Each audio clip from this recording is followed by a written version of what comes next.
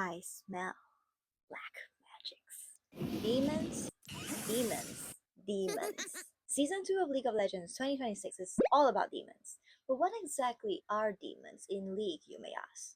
Well, stay tuned because I'm about to cover all about the black magics here in Runeterra. Demons are a race with no inherent form. They are forged and driven by the negative thoughts and feelings of mortals. Demons tend to find ways to manipulate their victims to give in to their sinful desires. Each demon is attuned to a specific emotion and will feed on those emotions until the victim inevitably dies. Demons can exist anywhere throughout Runeterra. If there is turmoil and despair, there is a potential meal to be feasted upon. There were a few categories of demons. According to the Kafka mythology, there were 10 ferocious demon siblings, known as the Ten. When the Rune Wars happened, with so much negative emotional energy present, low-level demons, known as Azakanas, as well as full demons, were created. Some demons wander around hunting their prey freely, while others are bonded or controlled by humans who sealed them. There were also demons introduced during the Spirit Blossom Festival. They are known as the Akanas. Their stories are that they cannot let go of their past and cling on to it, unable to move on, in contrast to other Spirit Blossom spirits called Kanmei, who were able to let go of their past. And then there's Shaco. He's a demon jester, part of a folklore that suggested that he was a demon. And that's about it. Existing since the first scream of creation, we have Fiddlesticks, who is the first demon of the 10, known as the Lord of Fear or Voice Eater. It feeds on the fear and horror of its victims. Around Runeterra, Fiddlestick's presence was initially spread as a spooky myth, the story of an innocent farm boy who was blamed for a bad harvest, thus fed to the crows, but then came back as a demon for revenge. Though eventually, the myths ended up being true when disappearance and sightings started happening throughout the lands, each depiction of it looking different. But all are one and the same when it comes to the horrifying way Fiddlesticks hunts, creeping in slowly towards its victim, emitting voices to its prey to confuse and scare till it ultimately gets to them, revealing its terrifying form. We don't actually know a lot about the 10 demons, but one other demon that the lore has revealed is the demon of joy, Ashlash, who feeds on the excessive joy and bliss of its victims.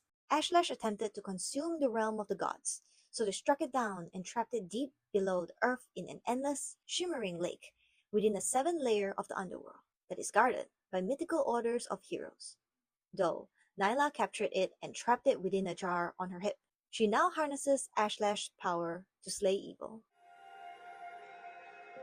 When we think of demons in League of Legends, Evelynn definitely comes into mind. Known as the Demon of Agony or Horned Woman, she uses her beautiful appearance to lure in her victims. Once her prey is close, she feeds off their lust and pain, causing physical suffering as she kills them stone dead. She's also the demon that killed Shauna Vayne's parents on her 16th birthday. Yes, the champion Vayne! And thus leading her to dedicate her life to destroy and hunt Evelynn, and also a major hate for the black magics.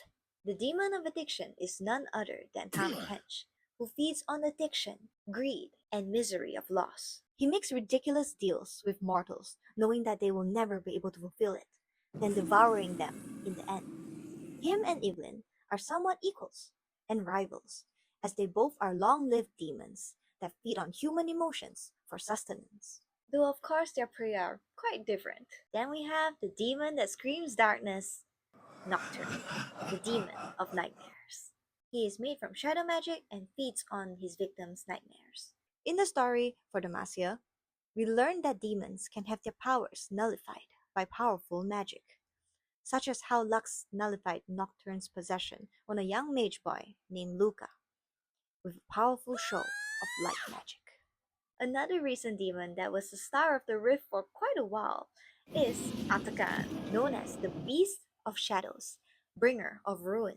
He was summoned by the Black Rose cultist and became a servant of LeBlanc when she forced him into submission by weakening his powers.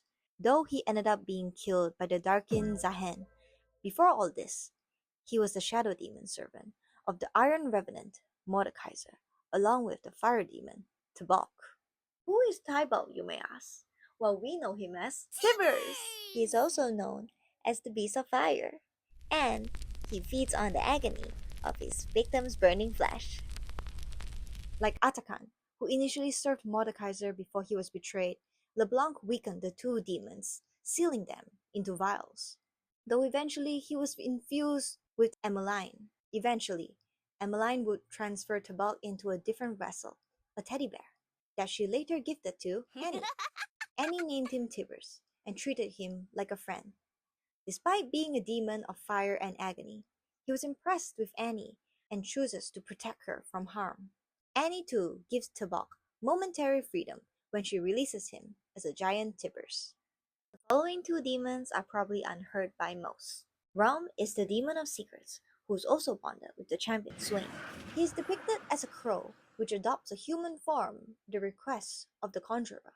When Swain was in the verge of death, a crow approached to feed, but Swain refused to let him. Looking into the crow's eyes, he learned the truth of those planning his demise, as well as a feeling of a power so great and deep that he was eager to look for it.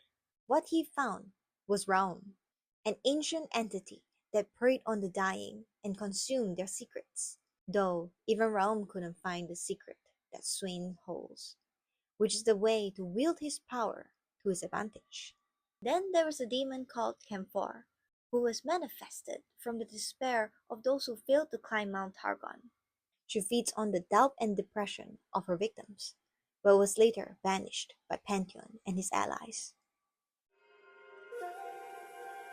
Continuing, the full demon list will be down the line of those related to the Spirit Blossom Festival. Though I must say, I don't know why their names are so hard to pronounce, so excuse me if I butcher all of them. We have Raksasam, who is known to be the collector and spirit of obsession. He is depicted as a very attractive fleshed trash. He finds delight in tormenting the spirits who are trapped in the afterlife for eternity within their own memories, making sure they always stray away from the path to salvation. Ironically, Sexegua, the spirit of hate, is depicted by Vane, who in the Runeterra reality hates demons. She comes from a lost clan of monster hunters that was destroyed when a primordial demon of pain chanced upon her hidden village. Like her human counterpart, she is forever unable to catch the one who wronged her, being unable to let go and doomed to her own obsession for eternity. The following spirits are of despair, loss, and temptation. Depicted by Rivet, the spirit of despair was once a brave warrior from an ancient land whose sword was shattered into pieces during the midst of a harsh battle. She now obsessively scours the battlefields for pieces of her broken blade, possessed by a horrific darkness that guides her into oblivion. The spirit of loss is depicted by a shy fawn spirit, who we know as Lilia. She once served as a guardian of a sacred Ionian forest until her grove was destroyed and cast into flames, forever living in her unending nightmare of the destruction that happened, forever consumed by loss. And for the spirit of temptation, we have the beautiful Cassiopeia, who is rumored to be once a beautiful princess. Legend has it that she vanished into the mountains when her sister staged a coup, never to return. Finally, we have some short description shadow demons here. But we also have a bunch of demons with their stories starting with they tried to kill Evelyn, but ended up bound with her. Let's start with the easier stories, shall we? Oh, we also got some really nifty visuals of the shadow demons thanks to the Legends of Runeterra game. Stygian Onlooker is a lesser demon that stalks sleeping travelers. Evershade Stalker can shadow multiply itself. Doombeast feeds on the souls of its victims. And Dust Rider doesn't really say much, just that it takes a form of a winged two-headed horse. Now for the demons that are bounded to Evelyn. We have Iris, who resided in Ionia, and disguises herself as a gorgeous Vestaya in order to lure in her victims. Domination resided in Shurima. and she used to disguise herself as a noblewoman to lure her victims. She favors leaders who are desperate to lose control. Solitude resided in Piltover and Zon, who would use her disguise to be a pitiful, crying beggar in order to lure her victims in to pity her. Steam resided in Bilgewater. Apparently, his and Evelyn's first encounter was a violent and thrilling affair where they tortured each other with unbridled pleasure. Sam, I am not sure what this means, but it is written here that domination, solitude, and steam are in confrontation with each other. Gosh, I don't even want to assume what that could be meaning. Anyways, we also have Salter and Vora, who kinda used to work together before they were bounded to Evelyn. Salter managed a tavern called Will's Tooth, where he lures treasure hunters in for both of them to devour and feast on. Vora seemed to be similar to the likes of Evelyn, but she was too overwhelmed by her desire. Unable to be a predator that stalks her food, she is instead more like a wild beast that must be fed. The Azakana are also lesser demons, as translated from the Ionian language, with Aza meaning little and Akana meaning demons. So they're little demons.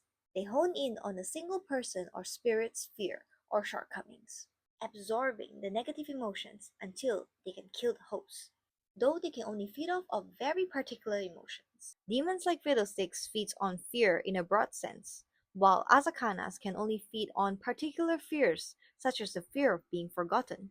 One Azakana that we know of was the one that forcefully infused itself into a mask on Yone's face before he could be corrupted by the Wind Chaser with dark magic during a years-long duel, and another Azakana by the name of Kurosagol, which is a lesser demon that was going to kill Yasuo if it weren't for Yone showing up on the last moment to save him. When Yasuo decided to face his negative emotions, which is the past, instead of running from it, they managed to fight the demon, sealing Kurosagol away together.